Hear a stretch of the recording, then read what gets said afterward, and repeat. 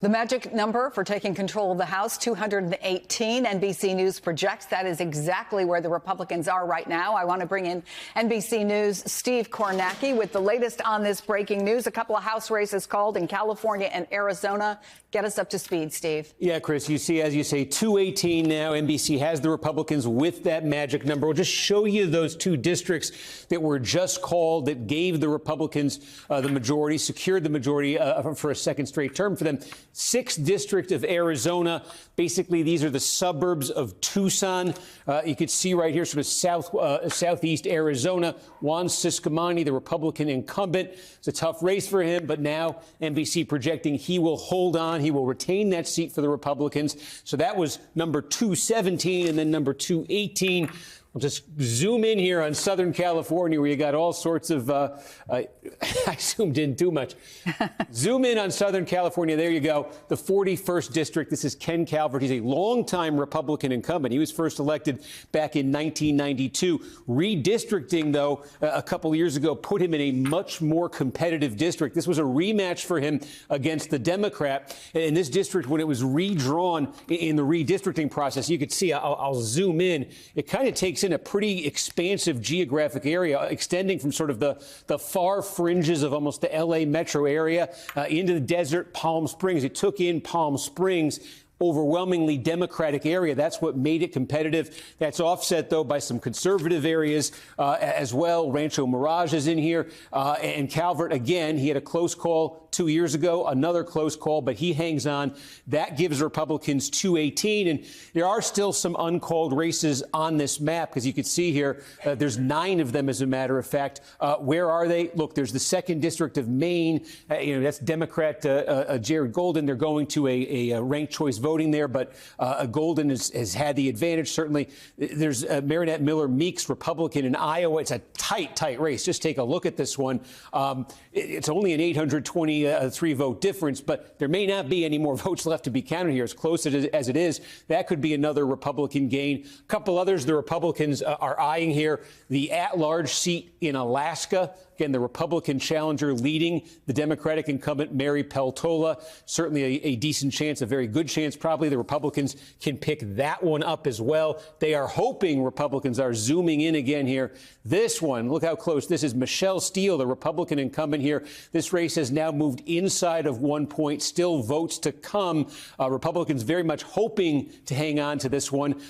With the majority that they have right now, it's trying to give themselves any kind of a pad, because this is an exceedingly narrow majority that they're going to walk in with. And also John Duarte, the 13th District of California, another opportunity there potentially for Republicans that would be hanging on to a seat. So could the Republicans get this count up to 221, 222? That's where they would like it to land. That's about the maximum of probably where it could land right now for them. And again, anything like that, say a 222, 213 majority, 221, 214, it doesn't take too many absences or surprise vacancies, and things could get very tight there very quickly for a majority like that. Yeah, and you already have 2 people who the president wants in his, the president-elect wants in his cabinet, who are currently members of the House. But let me ask you, Steve, obviously the margin will matter potentially significantly, with 9 yet to be called. I didn't know whether or not having 1 called in California and the largest number of outstanding seats had been in California, if that's a sign more could come in quickly. If you want to venture any kind of guess about when we might actually have a final number. There was someone recently who said, I think we'll have it by Thanksgiving. I think we're all in uncharted territory, but tell us what you know. Thanksgiving of this year? Yeah. That's a $6 million question. I got to say, folks, I think are coming to see what I think close election watchers have been frustrated about for a long time, and that is the speed, or more precisely, the lack thereof, when it comes to counting up votes in California. Now, the process really is dictated at the county level. So that's sort of what you're, when you get these calls and you get these batches of votes, the counties are reporting them out. And so it's sort of the schedule that these different counties are on varies widely here. The short answer to your question is some of these, it probably won't take seeing many more votes to confirm maybe a candidate who's leading is actually going to hold on. But in everything that's uncalled for, that's uncalled right now, the decision desk here does want to see some more votes come in. And you're sort of, as I say, you're at the mercy of whatever counties are in the district. And, it's amazing the contrast. I just, for folks who are watching this and kind of scratching their heads, California, a very large state. On the other side of the country, you got Florida, a very large state. Florida, we basically had all the results from on election night, by about 11:30. And in California, some of these counties really will go for weeks, just slowly, a couple thousand votes at a time, nothing coming out over weekends often, getting these votes reported out. We said if control of the House came down to California, it was going to be a wait. 2 years ago, Republicans got their 218th seat in the 27th District of California. That was Mike Garcia, Republican. That's what gave them the majority officially 2 years ago. That was 8 days after the election, and here we are, again, far out from the election, a little farther out this time. It is 8 days this time. Yeah, exactly the same 2 years later. All right. Thank you so much, Steve Kornacki. Again, 2 more House races called, giving Republicans the majority in the House. What would be the reaction within DOJ to Matt Gaetz as AG?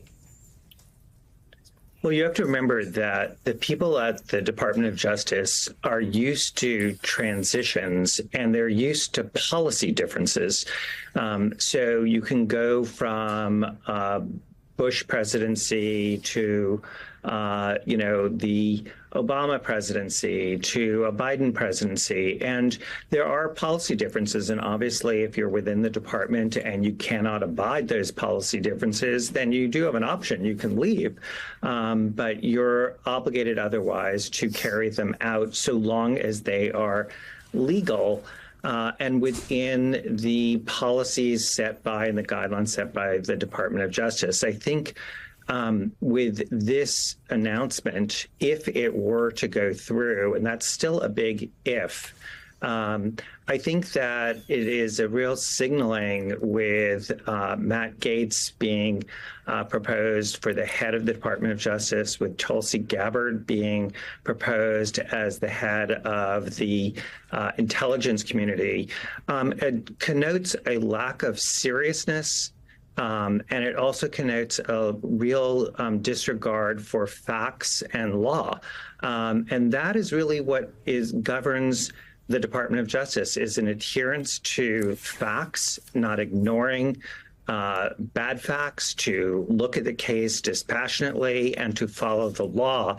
And, so far, I would say the track record for Ms. Gabbard and for Mr. Gaetz is one that would, I think, cause most people of the department, whether they are, agree or disagree with the policy positions of the incoming administration, real concern that there won't be that adherence to following the rule of law. Yeah. And that's quite serious. There was a lot of question or a lot of turmoil around January 6th, the lead up to January 6th in 2021.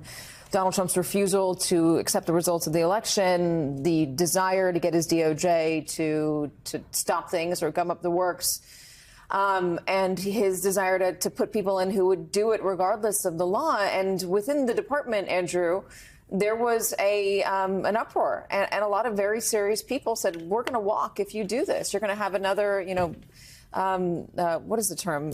Saturday Night Massacre. If you want to put somebody, I'm forgetting who was it? It was who did everyone? Anyway, Donald Trump wanted to put unserious people in charge who would carry out his wishes back in 2020 and 2021. Is this the kind of person, Matt Gaetz, Jeffrey Clark, thank you. Is this the kind of person, Matt Gaetz, that would result in a number of important people, the people that make the place run at DOJ, saying, no, I can't be a part of this, I'm going to walk? Well, that issue of whether you stay or whether you walk is a complicated one. It's certainly, I think, for people who are serious people who, as I said, are used to the idea that elections have consequences and policy positions can change. It will cause concern, though, that this is somebody who's going to ask them to do things that either are just so extreme that they can't agree as a policy matter, in which, then it's their choice to leave, or ask them to do things that are simply unsupported by the facts. So that your example of January 6th is a really good one, because you had people who were Trump appointees who were saying, we cannot do this. You had the acting attorney general, you had the acting deputy attorney general, you had the head of the Office of Legal Counsel, sort of three of the most prominent people at the Department of Justice, all selected by Donald Trump, saying they cannot do this. And so what I see with these announcements is a real blow to the independence of the Department of Justice, the independence of the intelligence community. And that is, to put a fine point on it, if this were to come about, that is a blow to any check that they could pose to the president. And an undermining of the rule of law in this country that is so fundamental that it really takes us one step closer to countries that we heretofore have viewed as enemies of a democracy. And joining me now is Glenn Kirshner, MSNBC legal analyst and former federal prosecutor, and Olivia Troy, former Homeland Security and Counterterrorism advisor to former Vice President Mike Pence. Olivia, I want to start with you, and I want to start by playing Mark Wayne Mullin now, because Mark Wayne Mullin back then had a principled objection to Matt Gaetz. Here he is on the CNN much more recently, today, actually. Are you going to vote for Matt Gaetz? Matt Gaetz and I, there's no question that we've had our differences. They've been very public about it. I completely trust President Trump's decision-making on this one. But at the same time, he's got to come to Congress and sell himself. There's a lot of, or to the Senate and sell himself. There's a lot of questions that are going to be out there. He's got to answer those questions. And hopefully he's able to answer the questions right. And if he can, then we'll go through the confirmation process. Do you even believe that they're going to answer questions? I mean, they should if they have an interest in the American people and American democracy. Do you trust that they will? I want to believe that they would, and I want to believe that this is even too far for a lot of the Republicans on the Hill. But I don't trust it at this point. I mean, we've seen them fall back in line. We've seen them do the tap dancing that we just watched right now. Yeah. And I think that as much as we'd like to believe that some of these people have integrity and that they're actually going to do the right thing for the greater good of the country. Yeah. Since we used to be a country of laws. Yeah. And would like to remain that way, I would hope. I don't know. I have no trust in the system right now. I think that's fair. Glenn Kirshner, your concerns as a former employee of the DOJ, and what are you hearing from folks there about this appointment? Yeah, Joy, you in your lead-in reminded us that Matt Gaetz was investigated for potential child sex trafficking. However, he was never indicted. That's an important data point. Yes. But what was part and parcel of that investigation?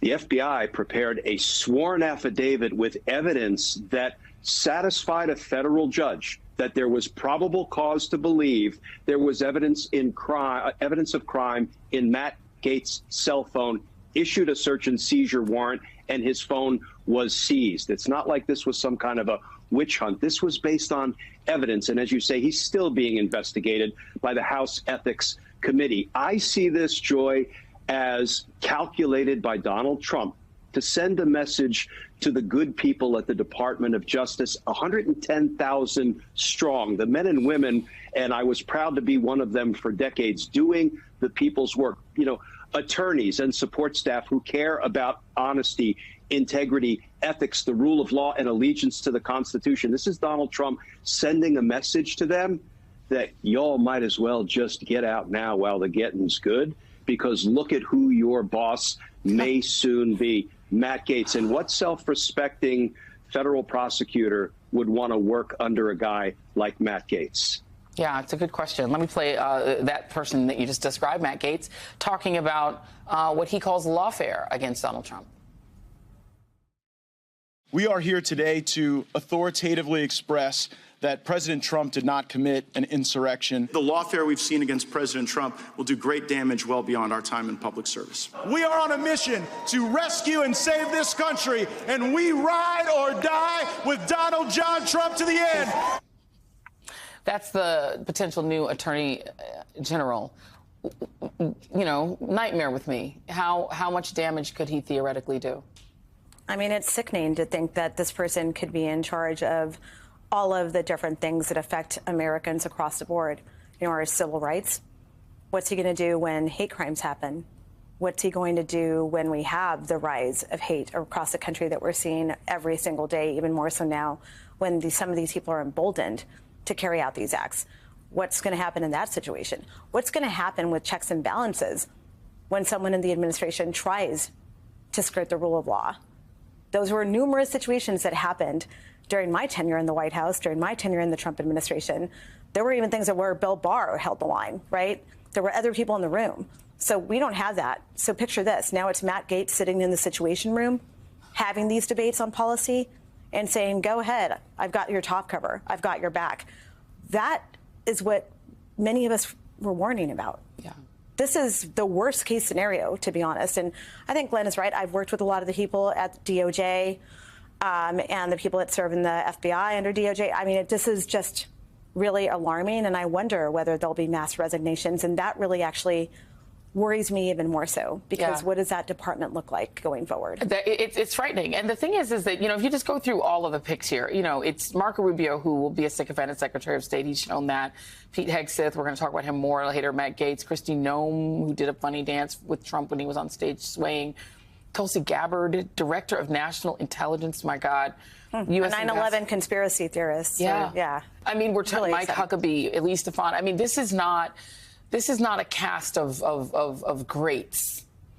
John Radcliffe, CIA director, Elon Musk essentially put in charge of parts of the government, cutting government. He couldn't be president because he wasn't born in the United States, but he isn't, and he has no government experience, but he essentially is going to be in charge. Do we have, I mean, let me just play for you, because the idea that senators would say no, that they would say no, that John Thune, who's going to be the new Senate Majority Leader, will somehow try to block this. The reason I have the same doubts you do is, let me play what Troy Nehls, he's not a senator, but he kind of, I think, represents the way that it's going to go down in Capitol Hill, on Capitol Hill next year. Take a listen. There's no question he's the leader of our party. So now he's got a mission statement, his mission, and his goals and objectives, whatever that is, we need to embrace it. All of it. Every single word. If Donald Trump says jump 3 feet high and scratch your head, we all jump 3 feet high and scratch our heads. That's it. That's the way it works, Olivia. And there are 20 Republican senators up for re-election in 2026. And Donald Trump is standing there today on Capitol Hill with Elon Musk next to him. The implied threat being he's got billions of dollars and Twitter. Do what I say or you don't have a job. Yeah. And look, if they wanted to change the trajectory of the direction that we were going in, Donald Trump would not be president today. Yeah. He would not have been the nominee for the party. This would have been over. Yeah. Back when he tried to overturn a free and fair election, right? So that is where we are. And that's why I don't have confidence. I want to. This is my former party, this Republican Party that I belonged to for my entire life and believed in. But they are not exhibiting the characteristics that I believed in, such as actually standing for the rule of law. I mean, I think we're headed for one of the most, probably the most corrupt presidency we've ever seen in our lifetime here in the United States. And Glenn, that could include going after anyone that Donald Trump wants to from the January 6th committee, anyone that he wants to that are Republicans who stood against him. You know, people like our dear friend Olivia here. I mean, anyone who stood against Donald Trump is now got a sycophant in the AG's office that if Trump says prosecute him, former presidents, the Bidens, whoever, he could do it. Yeah. And Joy, who will be setting law enforcement priorities? If Matt Gaetz is the attorney general, it will be Matt Gaetz, and he will likely be directing the FBI to go after Donald Trump's perceived enemies, whether there is evidence of wrongdoing or not. And I have a feeling the first criminal file Matt Gaetz might ask to be brought to his office, if he is God forbid, confirmed as Attorney General, will be his own criminal investigation so he can see who the witnesses against him are and maybe what needs to be done against them. Not only that, Glenn, but the everything that was in the Jack Smith indictments, all of that is gone, right? I mean, Donald Trump has now effectively gotten away with attempted overthrow of the government, and he's now got an attorney general that is his guy. Yeah, it's gone, Joy. It's gone in as much as we're probably not going to see criminal prosecutions. The reporting is Jack Smith is winding them down. Let's hope he's also gearing up to issue a fulsome special counsel report that reveals everything, including a lot of the information and evidence we don't know about yet. At least it will be saved for history and posterity, and a Matt Gaetz and a Donald Trump won't be able to just get rid of it altogether. Yeah, we shall see. Glenn Kirshner and Olivia Troy, thank you very much, and God help America. Today, Donald Trump returned to the White House for the first time since he slunk away 4 years ago, skipping Joe Biden's inauguration.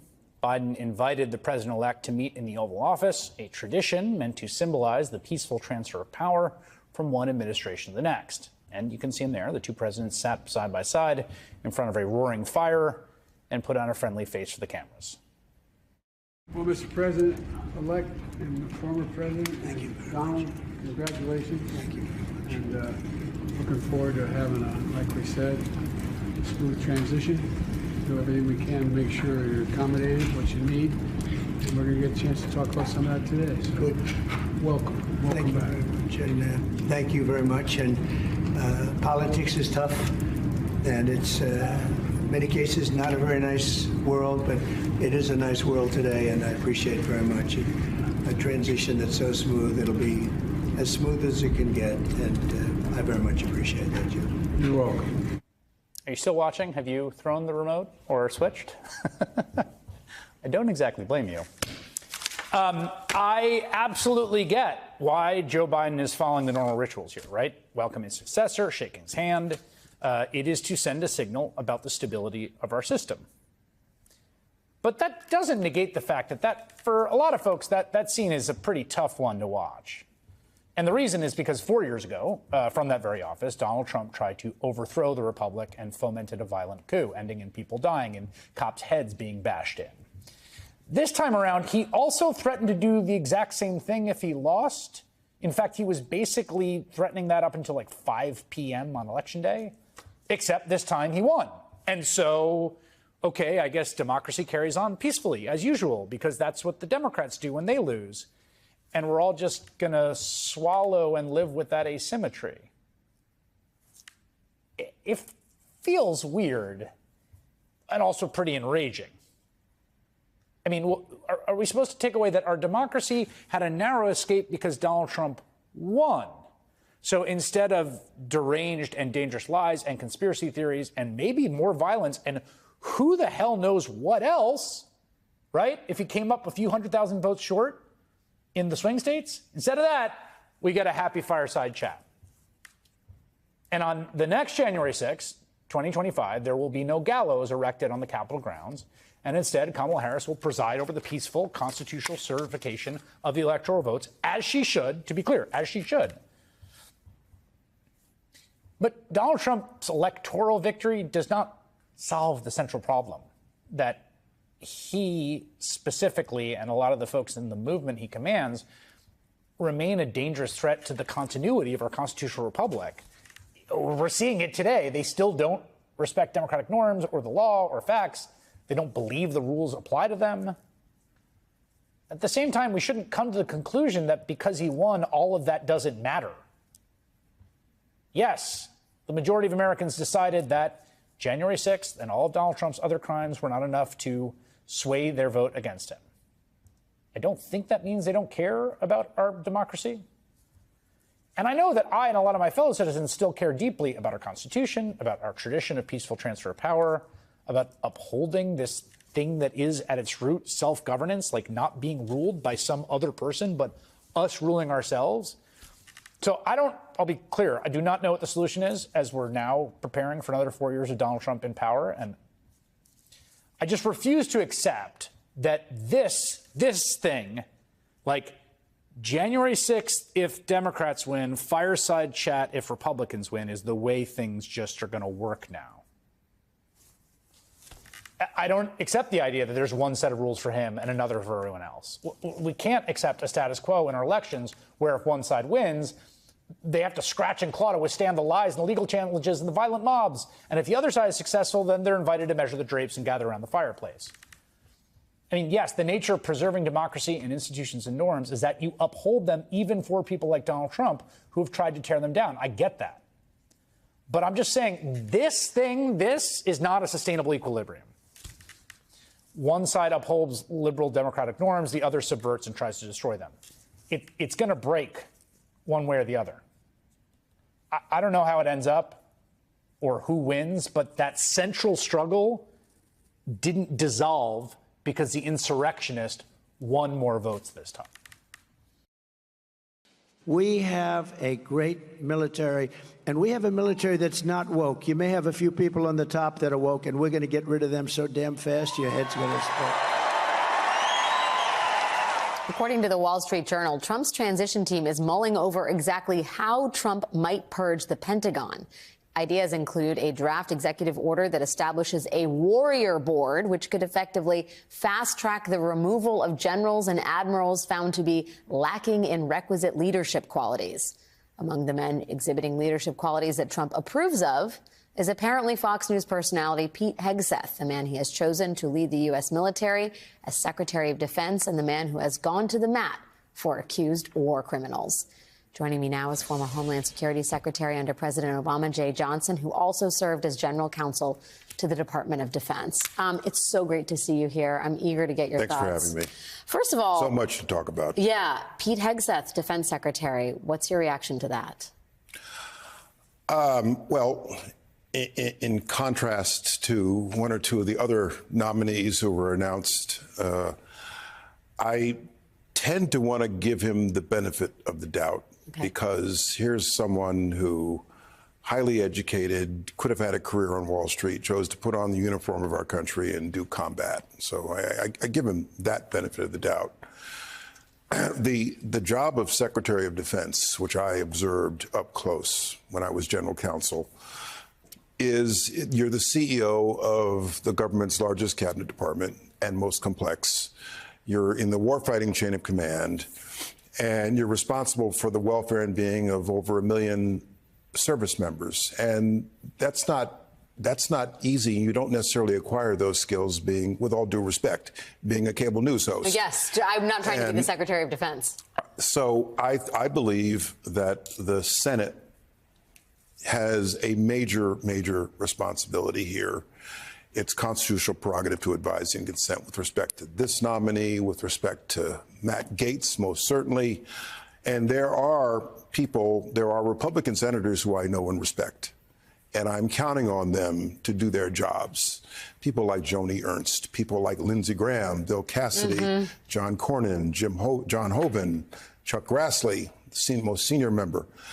These are people who I believe take their constitutional prerogatives to advise and consent carefully. I think that the nominee for Secretary of Defense, his stated views on Fox and elsewhere should be carefully examined. His defense of war criminals, perhaps? His defense of war criminals, perhaps. You know, on that point, Alex, here's why it's so important that we have a military code of conduct. We have military justice. The U.S. military is the most powerful, the greatest military on earth because of our power, but also because we observe the rules. We have a rule of law in the military that is marrow deep in the training of every officer to excuse a violation of the rules, to excuse war crimes is a major setback. It's a blow. It violates everything that is fundamental part of the training of any officer, of any enlisted member of the U.S. military. And so that is, in my opinion, as someone who used to be the senior legal official of that department, one of the things that make our military the greatest military on the earth. They observe the rules, and they are taught to observe the rules. What about the Warrior Board? The idea that there's going to be some new Trump sort of body that vets generals and admirals to ensure they comport with Trump's ideas about the world. There already is a process for doing exactly that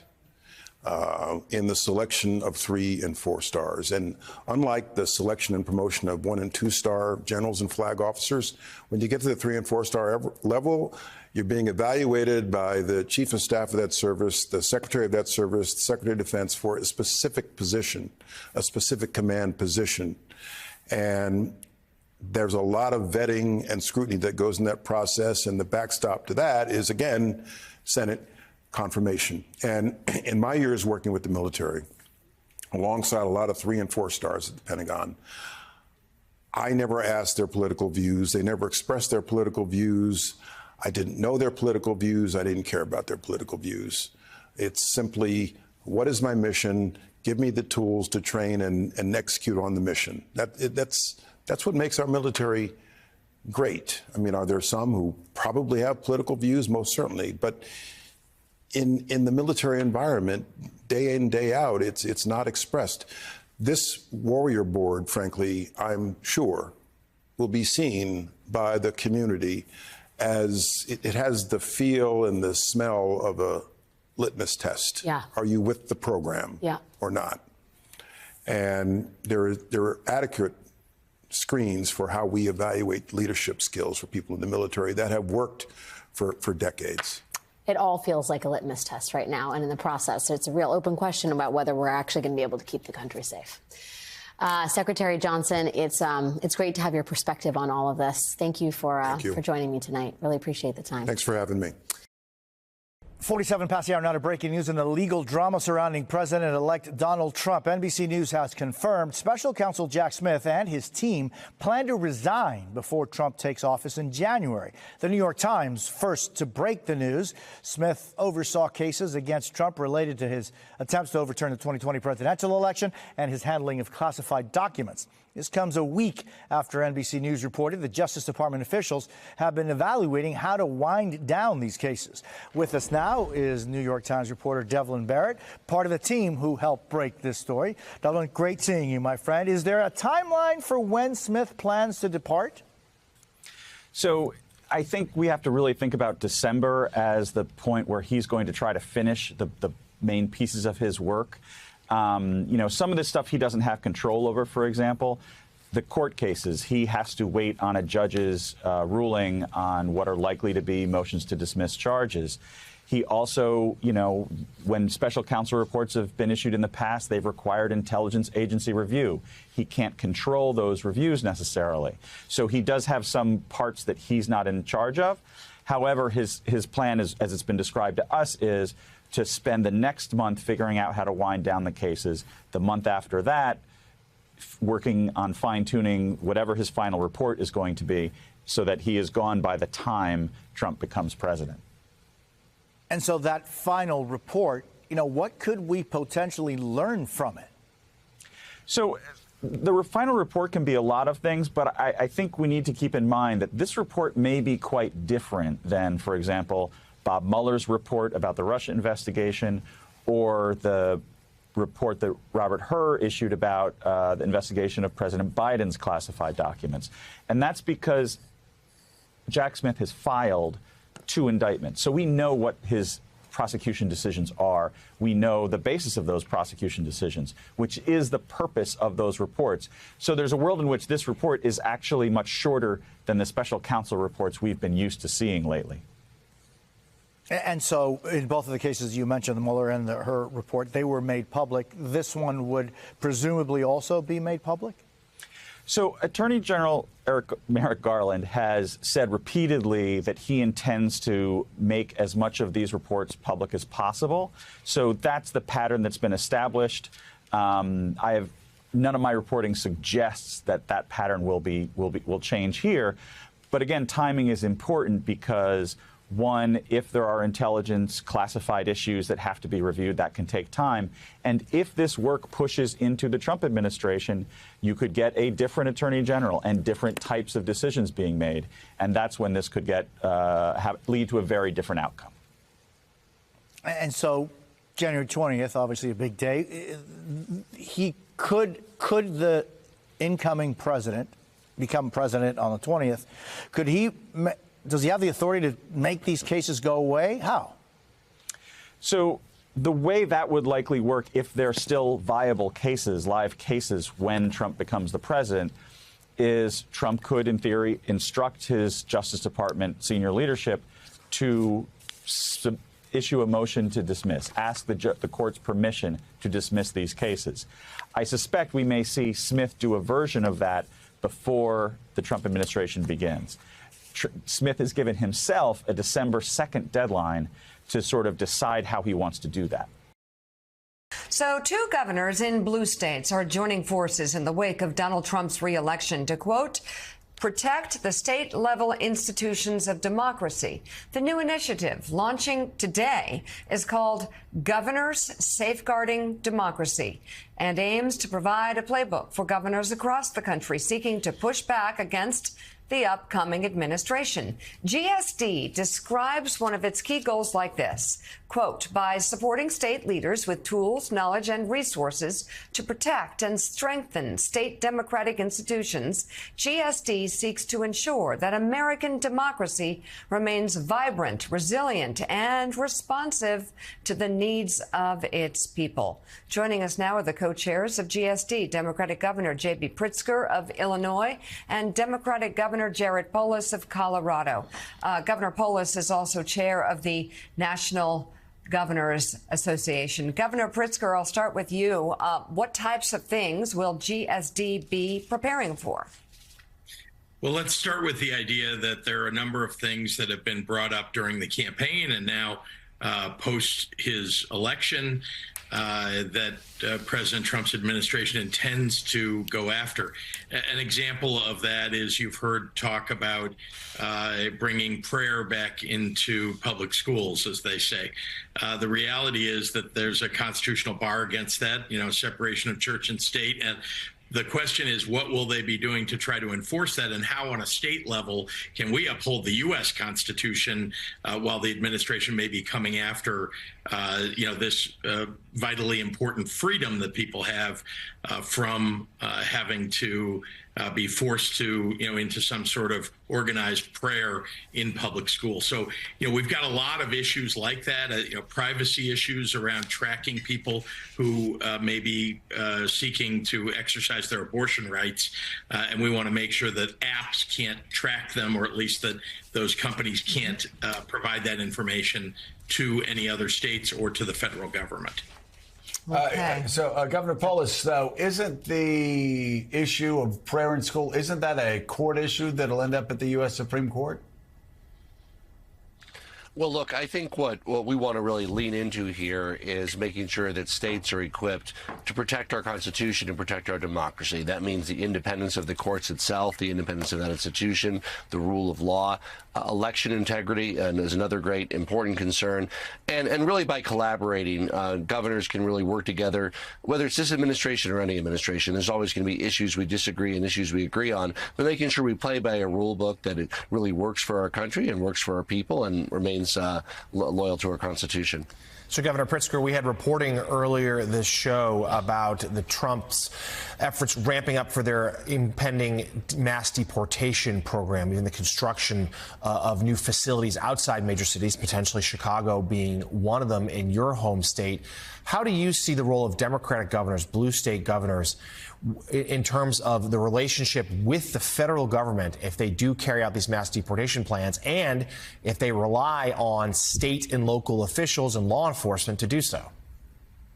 Well, let me start by saying that we want to make sure that, of course, if there are undocumented immigrants who are committing violent crime, we want them off the streets. We want help from the federal government if we need it. But we also want to make sure that there isn't a violation of people's rights with, raids, for example, that are done in coordination with local law enforcement on people who are frankly holding down jobs and have been in this country for many, many years. We think that's improper. And in Illinois, that's not something that we would condone. There's been some talk about using other states' National Guard, red state National Guards to somehow come into a blue state and try and enforce these new Stephen Miller-inspired rules, and that's just not something we're going to accept. But I want to just key off of something that Jared said. Importantly, we each have ideas that some of which we've acted upon over the last 6 years, and some of which are still needing to be acted upon. And each state has a different situation in which they may want to act upon that. For example, there are states where you've got a party in control of the governorship, but not in control of the legislature. So that governor may only be able to put in place executive orders. Another state like mine, where we've got Democratic control of the House and the Senate and the governorship, we may be able to do much more, and will be. And so I think the idea here is to create a catalog, to create dialogue amongst the governors about what is possible. And if you wanted to pursue something in your state, and it will be different in each state, that's available to you. And this organization will support you in doing that. So, Governor Polis, I just sort of question 30,000 feet looking down on this. How do you balance being the loyal opposition and doing what the loyal opposition has always done in American politics, but also recognizing the results of the last election and understanding that you two represent two of the only states between the coasts where Republicans didn't sweep to victory by pretty convincing margins?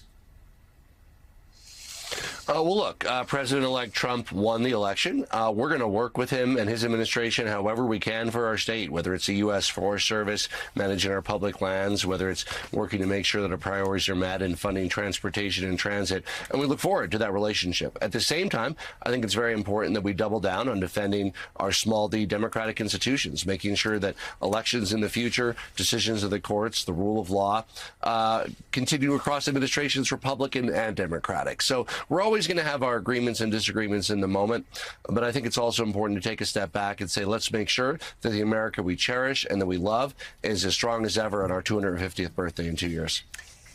All right, Democratic governors. Go ahead, Governor Pritzker. Sorry, I just wanted to add that Joe mentioned loyal opposition. We are loyal. We are loyal to the Constitution and are loyal to the people of our states. And so this isn't about, creating some massive divide. Indeed, this is just about responding to concerns that governors will have about dealing with what seems to be an onslaught from the new administration. Appreciate that. Democratic governors J.B. Pritzker of Illinois and Jared Polis of Colorado. Thank you both very much for being on this morning.